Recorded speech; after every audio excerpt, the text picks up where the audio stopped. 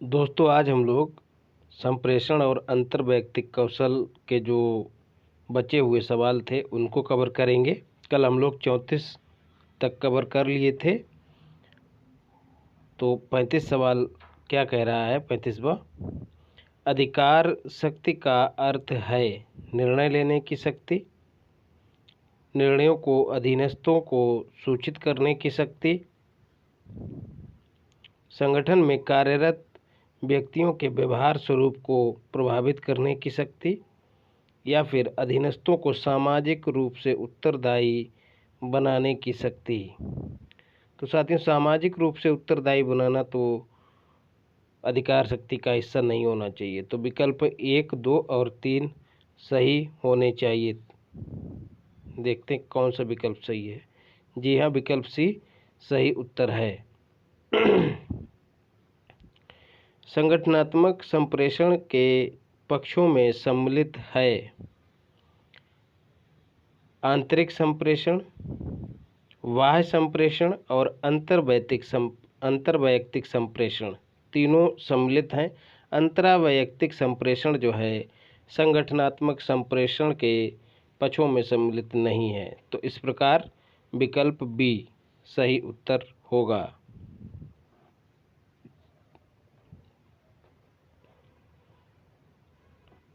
अंतर्वैयक्तिक कौशल की सर्वाधिक उपयुक्त परिभाषा क्या है साथियों? एक संस्थान में व्यक्ति दूसरों से किस प्रकार संबंधित है, यही अंतर्वैयक्तिक कौशल की सर्वाधिक उपयुक्त परिभाषा है। किसी संस्थान विशेष के संदर्भ में होता है अंतर्वैयक्तिक कौशल। अगला सवाल, एक संगठन में संघर्ष समाधान करने के लिए एक प्रभावी नेता बनने के लिए सर्वाधिक अनिवार्य अंतर्वैयक्तिक कौशल निम्न में से कौन सा है? तो तदनुभूति जो है सबसे अनिवार्य कौशल है, याद रखिएगा। मतलब क्या है? नेता जो है संघर्ष समाधान हेतु नेता को सभी संबंधित व्यक्तियों के विचारों, भावनाओं, चिंताओं और भावनात्मक अवस्थाओं को समझने के लिए तदनुभूति को अपनाना आवश्यक होता है। तो यही जो है संघर्ष समाधान हेतु जो है सबसे महत्वपूर्ण अंतर्वैयक्तिक कौशल है, तदनुभूति। वह प्रक्रिया कौन सी है जो चिकने पदार्थ की तरह प्रबंधकीय क्रिया को सुगम बना देती है? तो संचार। आप एक दल के नेता हैं। आपके दल के अधिकतर सदस्य शिक्षित और सक्रिय हैं।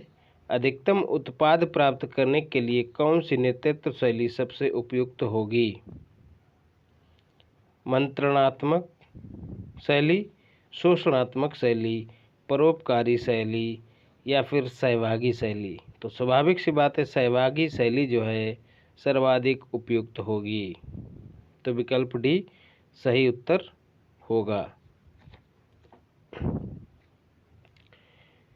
संघर्ष एक निर्माणात्मक बल या शक्ति हो सकता है यदि उसका प्रभावी प्रबंधन किया जाए तो विकल्प सी सही उत्तर हो जाएगा। एक अधिकारी अन्य व्यक्तियों की भावनाओं को ईमानदारी पूर्वक, सहानुभूति और संवेदना से व्यवहार करता है। वह दूसरे व्यक्तियों के प्रभावकारी प्रतिक्रियाओं या अनुक्रियाओं का भी मूल्यांकन करता है तथा उसके लिए समस्याएं उत्पन्न करने वाले व्यक्तियों का मजबूती से मुकाबला करता है। यह व्यवहार दर्शाता है उसकी प्रबंधन शैली को, निश्चयात्मक शैली, दृढ़ता को या संवेगात्मक बुद्धि को।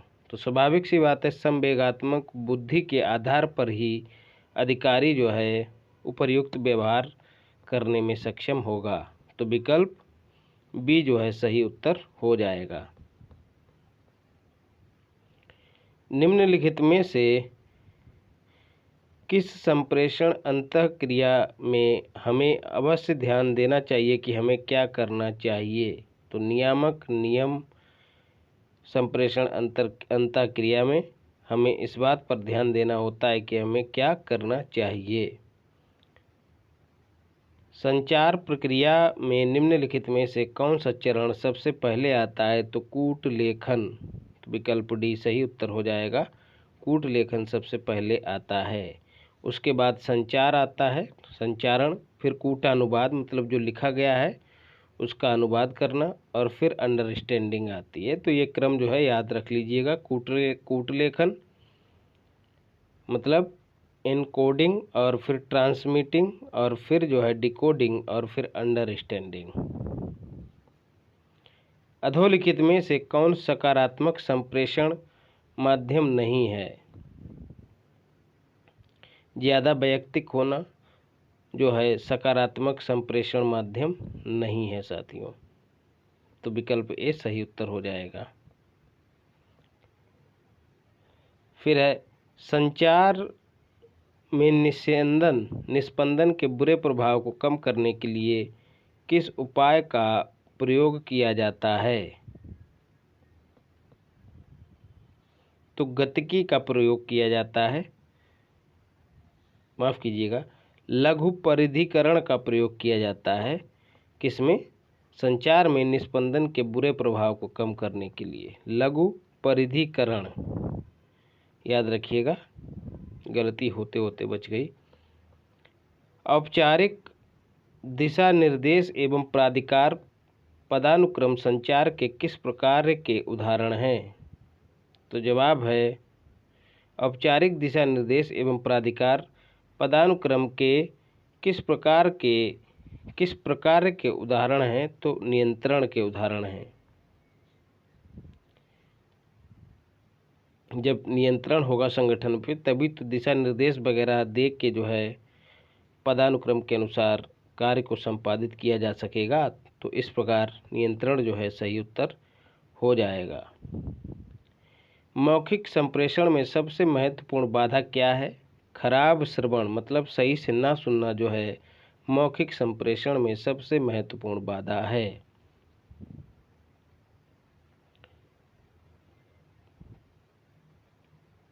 मौखिक संप्रेषण की प्रभावशीलता वक्ता की योग्यता पर निर्भर करती है। सरल भाषा प्रयोग की, या लंबे वाक्य प्रयोग की, या विदेशी शब्द प्रयोग की? जी नहीं साथियों, सरल भाषा प्रयोग की। तो इस प्रकार विकल्प ए सही उत्तर हो जाएगा। अधोलिखित में से किस प्रकार के संप्रेषण में नेतृत्व भूमिकाओं की उत्पत्ति सर्वप्रथम होती है? तो अंतःवैयक्तिक संप्रेषण में, लघु समूह संप्रेषण में, या द्विकीय संप्रेषण में, या आभासी यथार्थ संप्रेषण में? तो जवाब है लघु समूह संप्रेषण में जो है नेतृत्व भूमिकाओं की उत्पत्ति सर्वप्रथम होती है। टेलीफोन द्वारा संप्रेषण उदाहरण है साथियों किसका? रेखीय संप्रेषण का, अरेखीय संप्रेषण का, या यांत्रिक संप्रेषण का, या वर्तुल संप्रेषण का? तो जवाब है यांत्रिक संप्रेषण का। इसमें कोई रॉकेट साइंस नहीं है। टेलीफोन के माध्यम से संप्रेषण यांत्रिक हो ही जाएगा। मौखिक संप्रेषण में सबसे अधिक महत्वपूर्ण होता है कि आप क्या कहते हैं, आप इसे कैसे कहते हैं। तो यही चीज़ ज़्यादा मायने रखती है मौखिक संप्रेषण में, आप किसी चीज़ को कैसे कहते हैं। संचार का वह साधन जो बहुत सारे आदाताओं को एक स्रोत से एक साथ सूचना प्रसारित करता है क्या कहलाता है? जन संप्रेषण। जी हाँ, इसके केंद्र में जन रहते हैं, एक स्रोत से विभिन्न जनों को जो है सूचना भेजी जाती है, तो इसको कहते हैं जन संप्रेषण। तो विकल्प बी सही उत्तर हो जाएगा।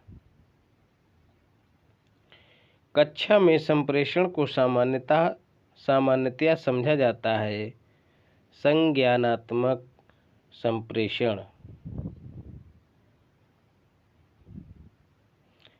एक वर्तुल संप्रेषण में संकूटक और कूटभंजक हो जाता है जब वहाँ होता है शोर, स्रोत समूह, आलोचनात्मकता या अवरोध। तो विकल्प डी इसका सही उत्तर हो जाएगा। वर्तुल संप्रेषण मतलब वृत्ताकार संरचना की बात हो रही है। वर्तुल का मतलब वृत्ताकार।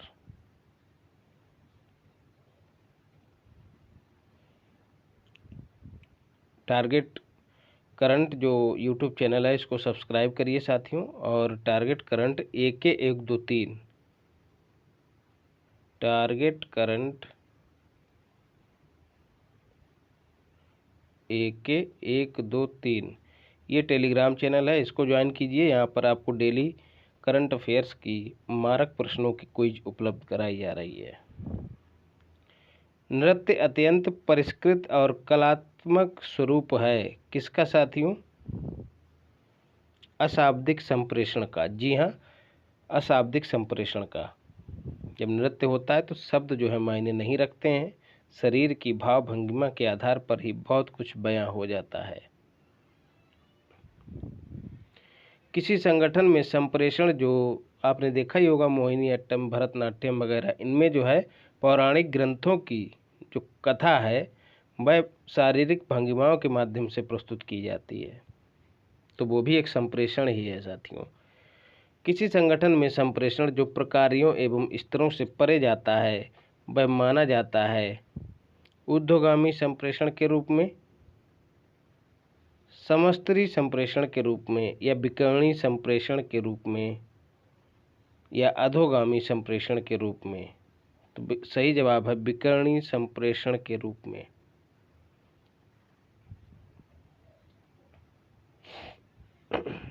संप्रेषण के प्रक्रम में प्रथम चरण क्या है साथियों? अभी हम लोग ऊपर भी देखे हैं, उस क्रम को आप याद कर लीजिएगा।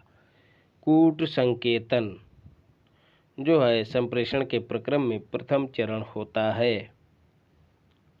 लोग और उनकी समस्याएं विलक्षण होती हैं, ये कथन है, और कारण कह रहा है क्यों? क्योंकि सक्रिय श्रवण उस व्यक्ति को जिसे सुना जा रहा है कुछ संप्रेषित करता है। सक्रिय श्रवण उस व्यक्ति को जिसे सुना जा रहा है कुछ संप्रेषित करता है, इसलिए लोग और उनकी समस्याएं विलक्षण होती हैं। तो कथन तो दोनों ठीक हैं साथियों, कथन और कारण दोनों ठीक हैं, लेकिन व्याख्या होती हुई प्रतीत नहीं होती है। लोग और उनकी समस्याएं विलक्षण होती हैं, बिल्कुल होती हैं। सक्रिय श्रवण उस व्यक्ति को जिसे सुना जा रहा है कुछ संप्रेषित करता है, यह बात भी सही है। तो विकल्प ए सही उत्तर हो जाएगा। निम्नलिखित में से कौन संप्रेषण में ग्रहिता को कमजोर प्रकार की रुकावट है? ग्रहिता की कमजोर प्रकार की रुकावट है। शब्द जाल नहीं है, अस्पष्टता नहीं है, समय भी नहीं है, पूर्वाग्रह जो है कमजोर प्रकार की रुकावट है। यदि ग्रहिता जो है किसी पूर्वाग्रह से ग्रसित है तो संप्रेषण जो है बेहतर तरीके से संपन्न नहीं होगा।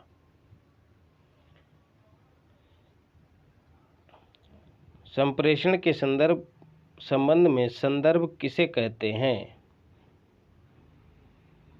प्रभावी बातचीत को, या वार्तालाप के लिए भौतिक एवं मनोवैज्ञानिक वातावरण को जो है संप्रेषण के संबंध में संदर्भ कहा जाता है। तो विकल्प भी सही उत्तर हो जाएगा। निम्नलिखित में से कौन एक अवाचिक संप्रेषण सहायक का उदाहरण है? अवाचिक संप्रेषण सहायक का उदाहरण है। अवाचिक मतलब जिसको बोल के ना कहा जाए।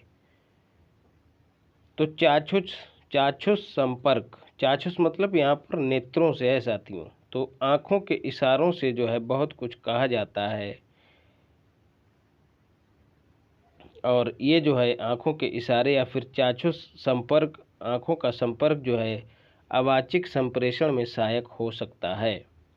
तो विकल्प ए सही उत्तर है। देखिए साथियों, चाक्षुष संपर्क, आई कांटेक्ट की बात हो रही है यहाँ पर, इसीलिए कहते हैं कि इंग्लिश वाला वर्जन जरूर पढ़िएगा जब इस तरह के प्रश्नों को आप टैकल कर रहे हो तब।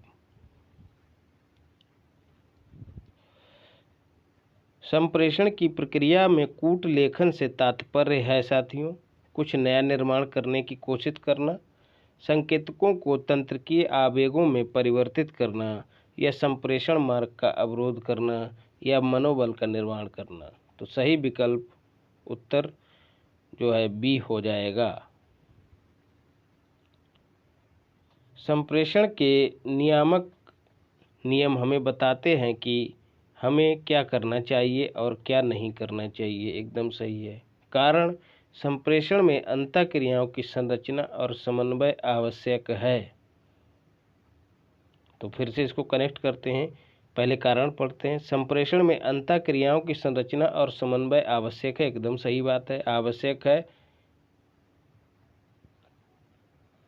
आवश्यक है, जिससे संप्रेषण के नियामक हमें बताते हैं कि हमें क्या करना चाहिए और क्या नहीं करना चाहिए। तो दोनों में संबंध स्थापित हो रहा है। तो कथन भी ठीक है और कारण भी ठीक है और व्याख्या भी हो रही है। तो विकल्प बी सही उत्तर हो जाएगा। फिर मानवीय संप्रेषण प्रक्रिया के कुछ अंग नीचे दिए गए हैं। संप्रेषण प्रक्रिया में घटने वाले सही क्रम को चुनिए। तो साथियों, सबसे पहले क्या है, संदेश होना चाहिए, तो संदेश हो जाएगा। फिर कोलाहल और उसके बाद पुनर्निवेश, इसको रट जाइएगा। संदेश, कोलाहल और पुनर्निवेश। हाँ, संदेश, फिर एनकोडिंग होती है, एनकोडिंग के बाद डिकोडिंग होती है और फिर फीडबैक आता है। पुनर्निवेश से यहाँ पर तात्पर्य है फीडबैक। जी हाँ साथियों, पुनर्निवेश की जब इंग्लिश पढ़ेंगे तो अच्छे से समझ में आ जाएगा, तब आप हल कर लेंगे।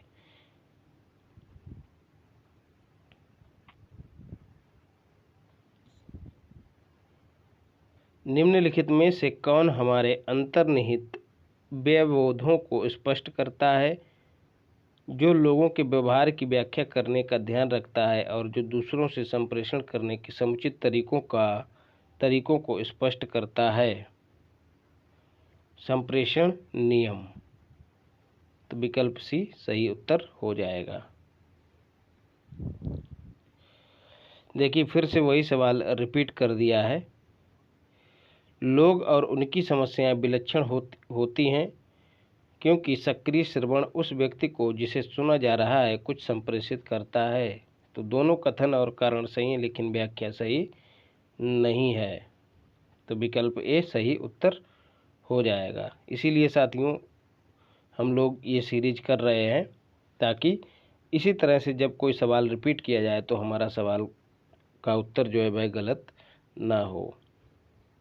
बाकी इसके लिए आपको कहीं से अच्छा कंटेंट मिलने वाला नहीं है, ये आप लोग भली भांति जान रहे होंगे।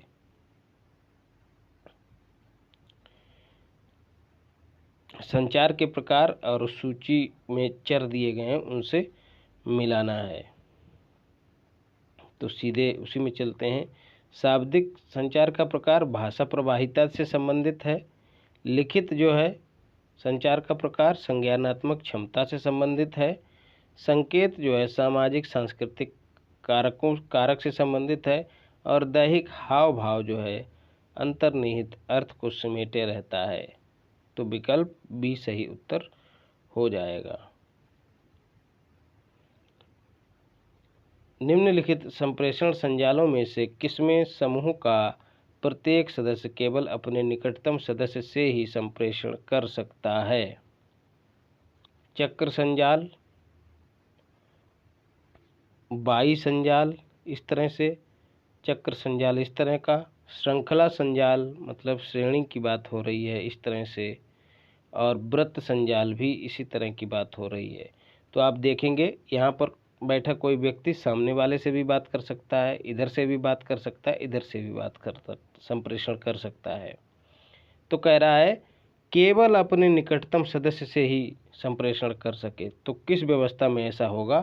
तो स्वाभाविक सी बात है कि श्रेणी या श्रृंखला संजाल में ही यह सुविधा उपलब्ध रहेगी। ऐसे इस तरह से यदि बैठे हैं सदस्य, तब जो है एक व्यक्ति अपने पास वाले व्यक्ति से ही, निकटतम सदस्य से ही संप्रेषण कर पाएगा। ये व्यक्ति जो है बी से भी संप्रेषण कर लेगा और सी से भी, जो कि निकटतम होंगे। तो विकल्प सी सही उत्तर हो जाएगा।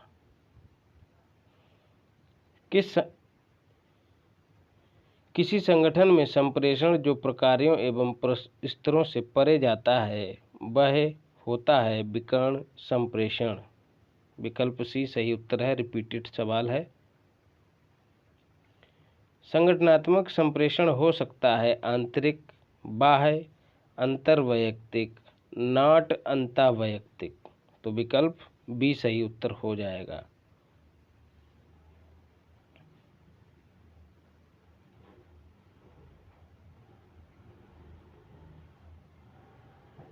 संगठन में संप्रेषण होता है साथियों व्यक्ति के मध्य, अनुभागों या विभागों के मध्य, मौखिक तथा लिखित, बाहरी संगठनों के साथ नहीं होता है। तो इस तरह से विकल्प बी सही उत्तर, माफ कीजिएगा, बाहरी संगठनों के साथ भी होता है। तो विकल्प डी जो है सही उत्तर हो जाएगा।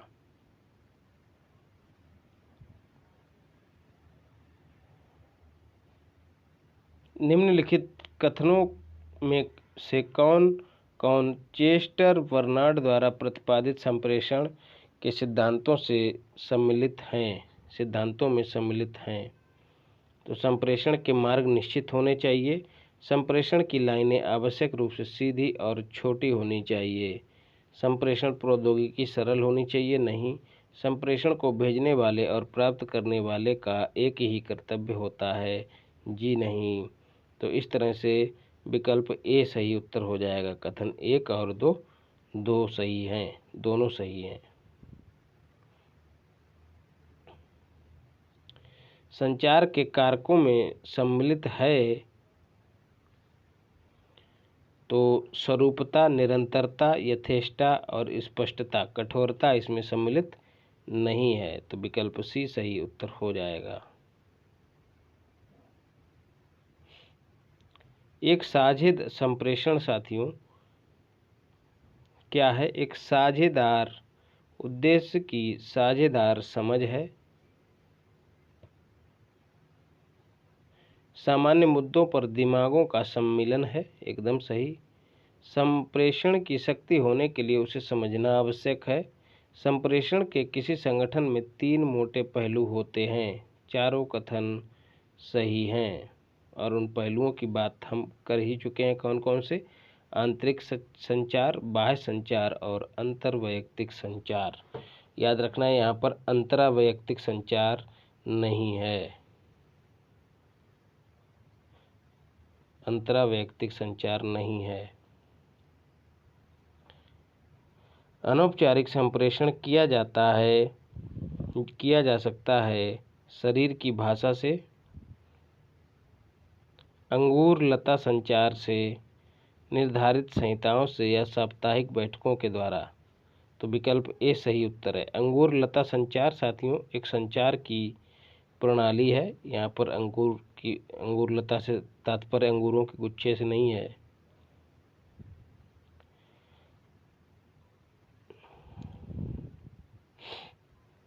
अंगूर लता संचार के संबंध में निम्न में से कौन सा कथन सही नहीं है? यह सामान्य सारणी से कहीं अधिक लचीला होता है। यह सूचना का प्रसार तीव्रता से करता है। एकदम सही है। जिस तरह से गुच्छे बढ़ते जाते हैं ठीक वैसे ही जो सूचना औपचारिक रूप से प्रसारित नहीं की जानी हो यह उसके प्रसार का एक सुविधाजनक तरीका है। तो विकल्प सी भी सही उत्तर है। इष्टतम निर्णयन हेतु यह विश्वसनीय सूचना देता है। जी नहीं। तो विकल्प डी सही उत्तर नहीं है। अंगूर लता संचार इष्टतम निर्णयन हेतु विश्वसनीय सूचना नहीं देता है क्योंकि यह जिन स्तरों से गुजरता है वहाँ कुछ नवीन बातें ग्रहण कर लेता है। ठीक जैसे अंगूर बढ़ते जाते हैं गुच्छे पर वैसे ही बातें भी बढ़ती चली जाती हैं। इसलिए यह विश्वसनीय सूचना नहीं देता है। किसी संगठन में फीडबैक प्राप्त होता है ऊर्ध्वगामी संचार द्वारा, कार्यालयीय अभिलेखों द्वारा, बाह्य संप्रेषण द्वारा, समानांतर संप्रेषण के द्वारा, तो ऊर्ध्वगामी संचार के द्वारा, कार्यालयीय अभिलेखों द्वारा नहीं होता है, बाह्य संप्रेषण द्वारा और समानांतर संप्रेषण द्वारा। यहाँ अभिलेखों की बात आ रही है साथियों, इसलिए विकल्प बी सही नहीं होगा। तो विकल्प सी सही उत्तर हो जाएगा। माफ कीजिएगा, विकल्प बी बोला है, बी नहीं, कथन 2 सही नहीं होगा, ये बोलना चाहिए था। और फिर से देखिए, क्वेश्चन रिपीट कर दिया गया है। संप्रेषण क्या है? एक सहमति से बनाए हुए उद्देश्य की साझा समझदारी है, एकदम सही है।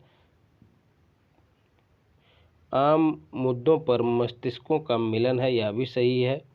औपचारिक संरचना के पथ पर सदैव चलता है, जी नहीं, सदैव नहीं चलता है, कभी कभी अनौपचारिक संरचना के पथ पर भी चला जाता है। संप्रेषण को प्राधिकार को बल देने के लिए समझना आवश्यक है। तो इस प्रकार विकल्प बी सही उत्तर हो जाएगा। कथन 1, 2 और 4 सही हैं, कथन 3 सही नहीं है।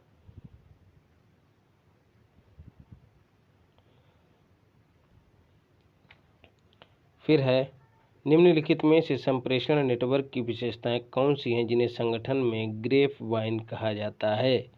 नीचे दिए गए कूटों की सहायता से उत्तर दीजिए।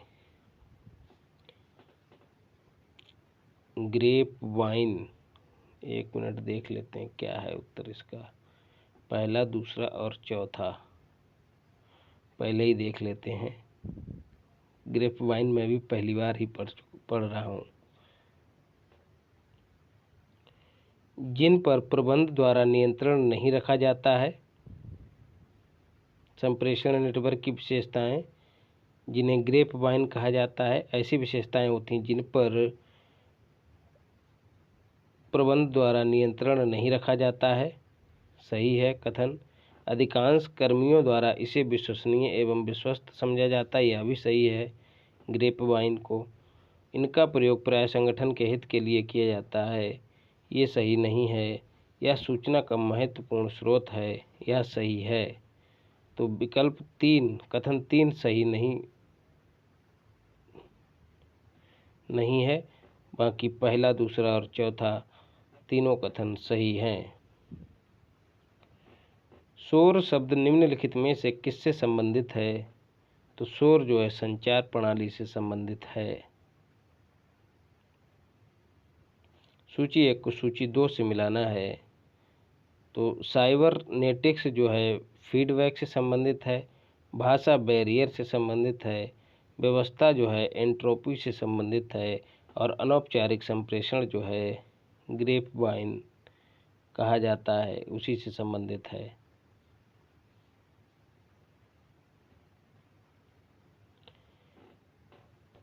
तो साथियों, आज के लिए यहीं तक रुकते हैं, बाकी बचे हुए सवालों को अगली क्लास में करेंगे। और जैसे ही कंप्लीट हो जाती है क्लास पूरी, तो हम लोग PDF इसकी प्राप्त कर लेंगे। तो जो लोग कह रहे हैं कि PDF उपलब्ध कराइए, तो थोड़ा धीरज रखिए, क्लास कंप्लीट हो जाएगी, आपको PDF उपलब्ध करा दी जाएगी टेलीग्राम चैनल पे।